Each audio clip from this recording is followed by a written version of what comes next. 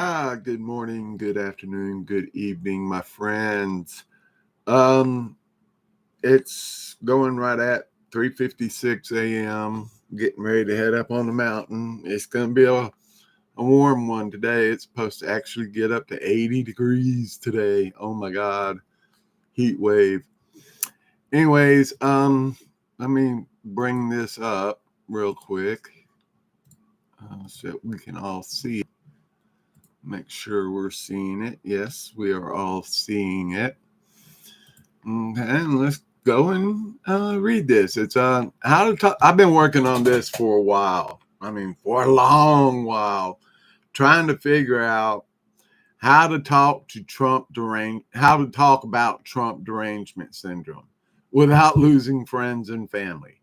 Now, I've been thinking about this for a very long time, and this is what I found works best for me. Now, that's for me. That this works for me in my area with, the small town common sense people that live in this area. And we do have a few leftists and a few LGBTQ plus crazies running around in this area as well. But, this is what I found has worked best. All right. If you've ever tried discussing politics with someone who seems to lose all grip on reality when the name Trump comes up, you might have stumbled into what some call Trump derangement syndrome, or TDS. It's a term conservatives often use to describe an intense, almost visceral reaction to Donald Trump that seems to override their logic or sense of fairness and equal treatment under the law. But explaining TDS to friends and family, especially those who lean left, without sounding like you're talking down to them is tricky. It's very tricky. I know. I've had these conversations myself, and I've learned a few to just walk away. In this piece, I'll break down what TDS is, walk through its stages 1 through 5 with real world examples, and explain how changes to a little known law in 2012 have fueled media narratives that amplify this phenomenon. Let's dive in, shall we? And I think y'all know what I'm talking about right here. First off, what is TDS and why does it matter? TDS isn't a clinical diagnosis. It's a conservative's term for an emotional, often irrational response to some people have to President Donald Trump. It's not about disagreeing with his politics or his policies. It's about a reaction so intense it clouds judgment. As conservatives, we might see it as a kind of political obsession, but to those experiencing it, it feels like righteous outrage. The goal isn't to mock, but to understand and explain it in a way that opens the door to real conversation. When talking to friends or family, I can't believe I didn't put that in there, start by listening. Okay, I have found this is the most important part. Whenever you discuss Trump with somebody, listen to them first. All right. This way you can find out what level of TDS they're at between 1 and 5. And then you can approach them afterwards with the advice I'm going to give. But listening first is the most important thing and acknowledging their feelings. Say something like, not in a condescending way, but more of a what confused kind of way. I get that Trump stirs up strong emotions. He's a polarizing guy, that's for sure. But sometimes I wonder if the way he's portrayed pushes us to react in ways we wouldn't otherwise. This shows you're not dismissing their perspective, but inviting them to think about why their reaction is so intense. From there, you can introduce TDS as a way to describe how emotions can outpace reason, using personal examples to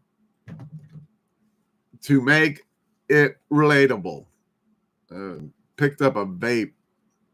I thought I would try it, and I don't know. It's kind of weird.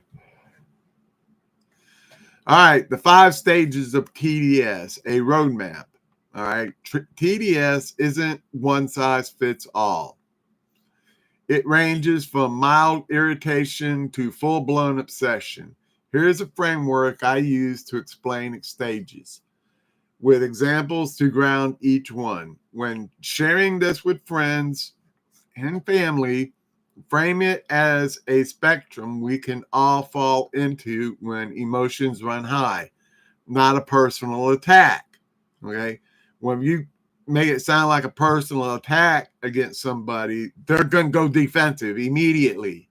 You don't want them to go on the defense. You want them engaged with you. You want them curious. Okay. Stage 1, annoyance. What this looks like. Okay. Mild frustration with Trump style or rhetoric. People at this stage might roll their eyes at his tweets or brash demeanor, but can still engage in normal conversation. Example, your friend says, why does he have to talk like that? It's so unpresidential. They're irritated, but can move on to other topics. How to respond? Nod and agree that Trump's style isn't for everyone, with a giggle, ask, what bothers you the most about it, to keep the conversation open, gently poke and prod, and continue with the conversation. Stage 2, disdain. What this looks like. All right. A stronger dislike, often tied to media portrayals of Trump as reckless or dangerous. People start viewing him as a character rather than a person with policies. Example, your coworker says, Trump's just a loudmouth who's embarrassing the country.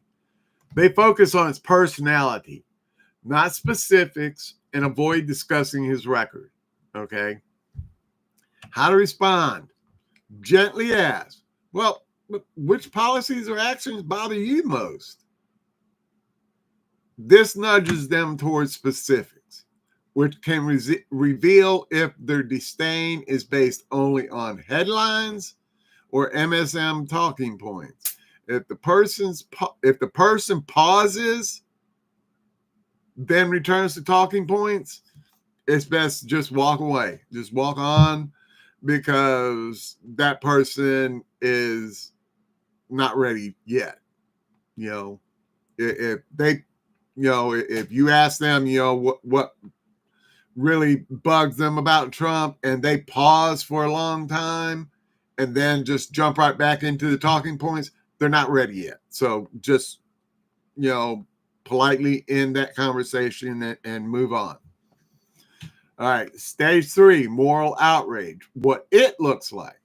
Trump becomes a symbol of evil. People, he's Hitler, he's Stalin, he's Mao, he's the devil, he's Satan, he's the Antichrist. You know what I'm talking about. People at this stage see him as a threat to democracy or morality, often repeating media talking points without questioning them. I'm still getting my speech perfect after the strokes, so bear with me on that, please. Example, your neighbor insists Trump said there were good people on both sides at Charlottesville defending Nazis. How can he defend Nazis and white supremacists? This refers to the 2017 rally where Trump's comment was misquoted to imply he supported white supremacists when he actually condemned them but noted there were nonviolent protesters on both sides of the statue debate. And I'm going to go ahead, and I didn't want to put this in the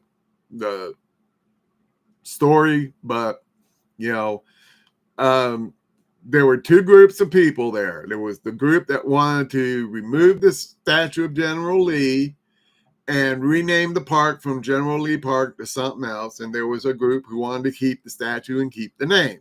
Both of these parties both applied for permission to hold a rally at the park to have an open community debate about keeping the statue and the name. Antifa, BLM, whites, everybody found out about it.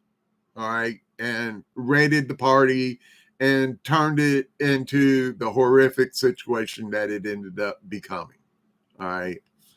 Now, there's a lot about that was just really, really propagandized and weaponized against President Trump. All right. How to respond. Acknowledge their concern. You know, that sounds awful. Nobody should defend Nazis. Did he really say that? Then say, I had to look this up, and bring up the entire quote and gently show them that the media misquoted Trump. Sounds to me like he's condemning Nazis and hate groups. This will help plant seeds in their minds about what else the mainstream media may have misled them about. Stage 4 obsession. All right, what it looks like. Trump dominates their thoughts. They bring him up in unrelated conversations, blaming him for everything from personal stress to global issues. Example, your cousin rants at a family dinner. Everything's worse because of Trump. Gas prices, my anxiety, all of it. They connect every problem to him, even when the link is shaky. How to respond. Empathize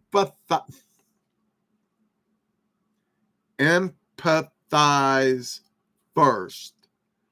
I hear you.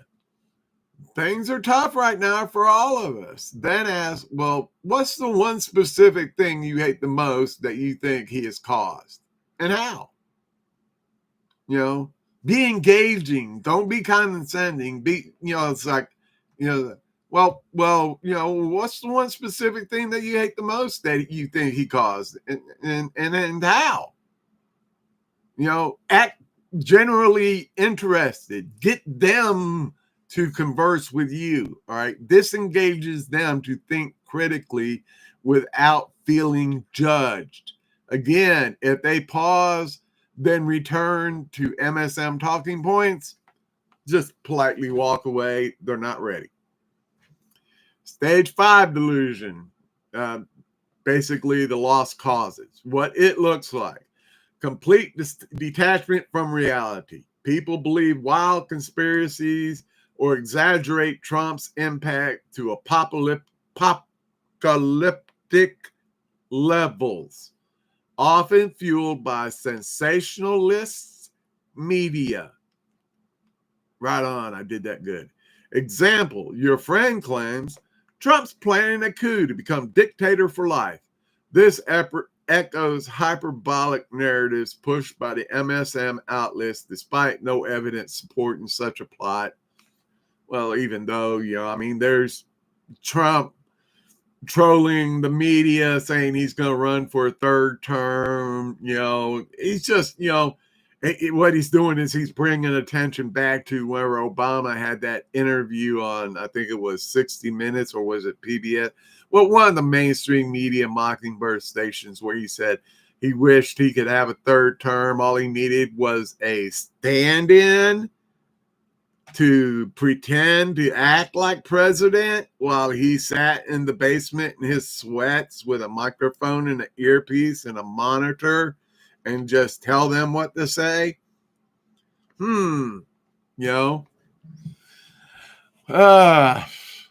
Example, your friend claims Trump's plan. Yeah. Such a plot. How to respond. Stay calm and ask, that's a big claim. Where did you hear that? Wait, what? Show me the source. This invites them to verify to you their point without shutting them down. You see how being, I don't want to say deceiving, because it is kind of deceiving, but what you're trying to do is open this person's mind. And I think it's okay to deceive somebody by doing stuff like this, you by asking, like, hey, that's a big claim, where did you hear that, and wait a minute, you gotta show me the source for this. All right, do it like that. This invites them to verify to you their point. It gets them, gives them that little, rush where they want to just rip their phone out and go straight to their X page and start bringing up their posts and showing you. And then you're like, no, I don't want to see your post. Where's the sources for this stuff? Where's the news stories? Where, what, ask them for that. When explaining these stages, emphasize that anyone can get caught up in emotional reactions, especially when the media amplifies certain narratives. This segues naturally into the role of the Smith-Mundt Modernization Act. Y'all knew I would get this part in. The Smith-Mundt Modernization Act of 2012, how the legacy media became state-run propaganda. To understand why TDS can take hold so strongly, we need to talk about the Smith-Mundt Modernization Act. Now, this link is a link to my version of it, okay? My Substack.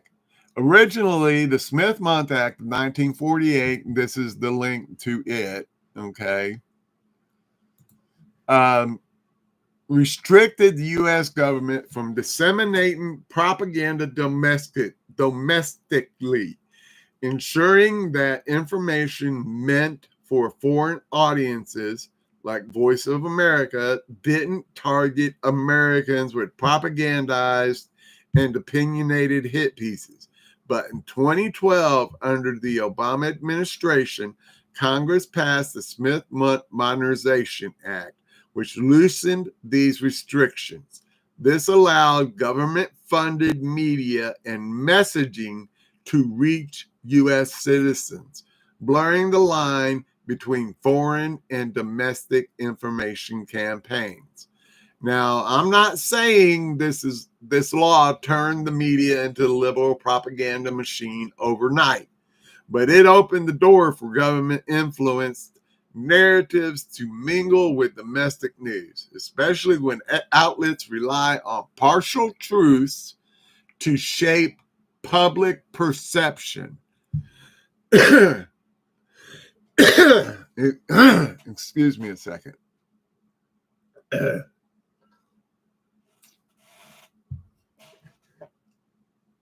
got a little time.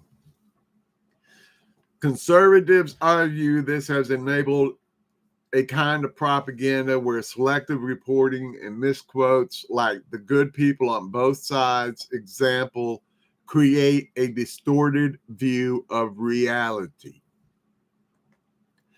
Take the Charlottesville misquote. In 2017, Trump said, you had some very bad people in that group, but you also had people that were very fine people on both sides. He explicitly condemned neo-Nazis and white supremacists, but media outlets clipped the quote to suggest he was praising hate groups. This partial truth spread like wildfire, fueling stage 3 and 4 TDS reactions all over the U.S., okay? The Smith-Mundt change didn't cause this, but it created an environment where government-aligned messaging could amplify such distortions, especially when outlets like CNN or MSNBC push narratives that paint President Trump as a moral monster. All right. When discussing TDS with friends, avoid sounding conspiratorial. All right. Say, hey, I've noticed some stories get spun in ways that make Trump seem worse than the full context of the story shows. Even ever wonder why that happens? Then mention how laws like the 2012 Smith-Mundt Modernization Act let government-funded messaging. And if you read my Substack, I put all the information in it, that link, all right, about the modernized Smith-Mundt Act and how it now allows our own government to run color revolutions on U.S. soil and on U.S. citizens. In other words, how to overthrow a country. That's what a color revolution is. Ever wonder why that happens? Then mention how laws like the 2012 let government-funded messaging, propagandized, and opinionized hit pieces reach us more easily, which can shape what we hear, which then shapes how we feel. Suggest checking primary sources together, like full speeches or documents, to cut through the noise of the clickbait headlines. Tips for talking about TDS without sounding condescending. Listen first. I can't stress this enough. The biggest lesson I learned in how to talk to somebody suffering with Trump derangement syndrome is to always listen to them first,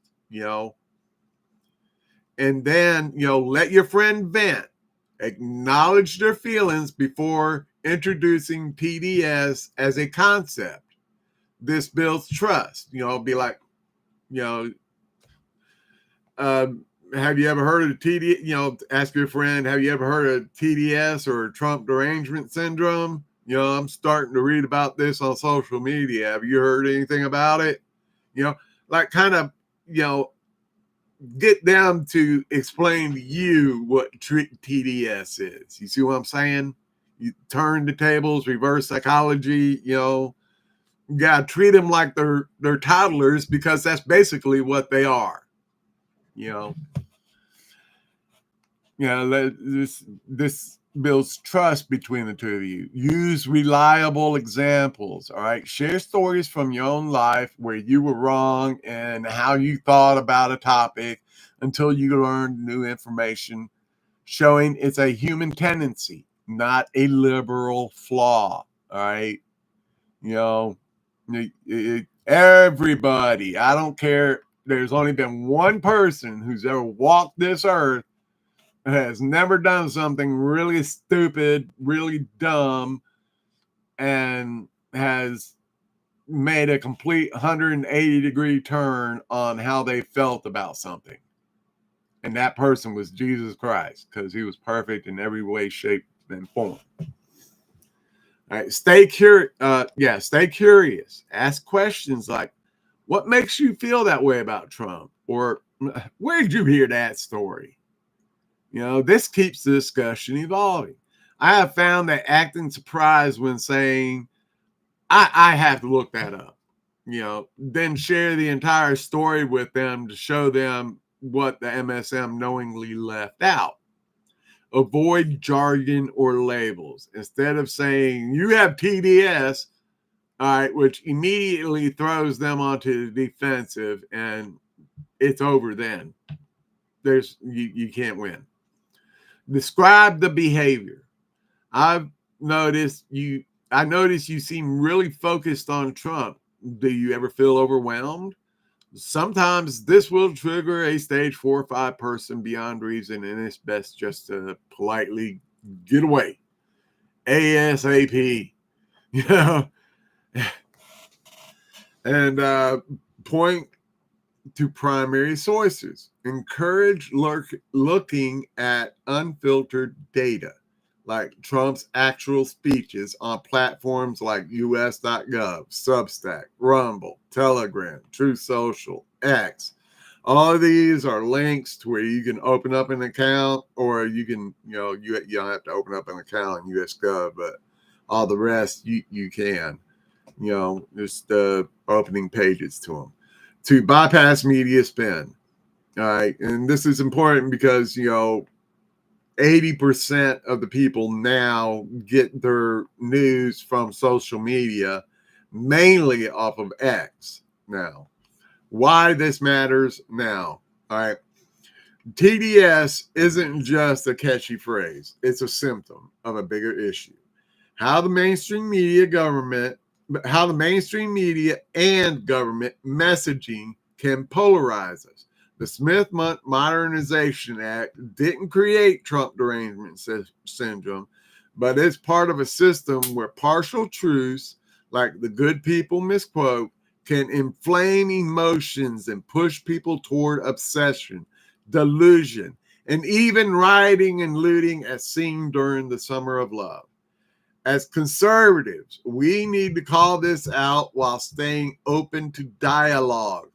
By explaining TDS with empathy and grounding it in examples, we can help friends and family see past the noise without making them feel small. Hey, I actually put family in there this time. Well, next time you're at a barbecue and Trump comes up, try this approach.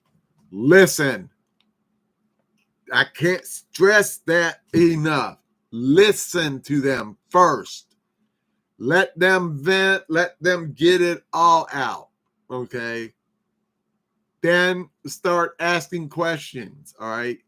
And not in a condescending or a down talking kind of way.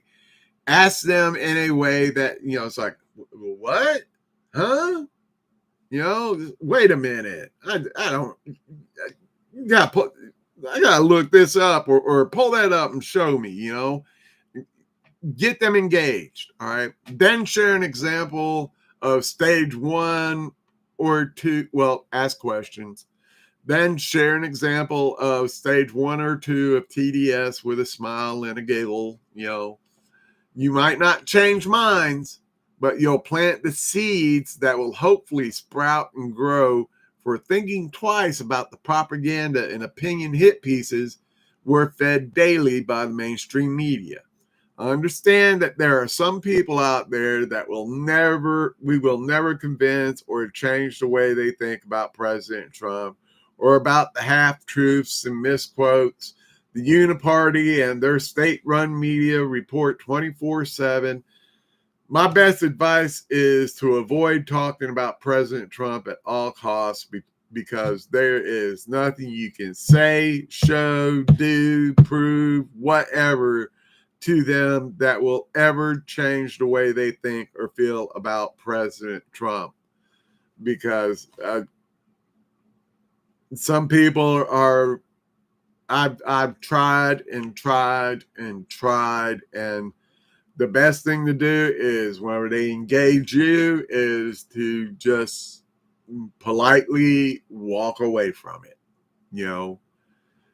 Don't, because if you engage, it's going to end up in a shouting match, and it's either going to destroy your friendship with that person that you've probably known for a very long time, or it's going to destroy your relationship with a family member, which is perhaps the worst possible thing that could ever happen inside a family.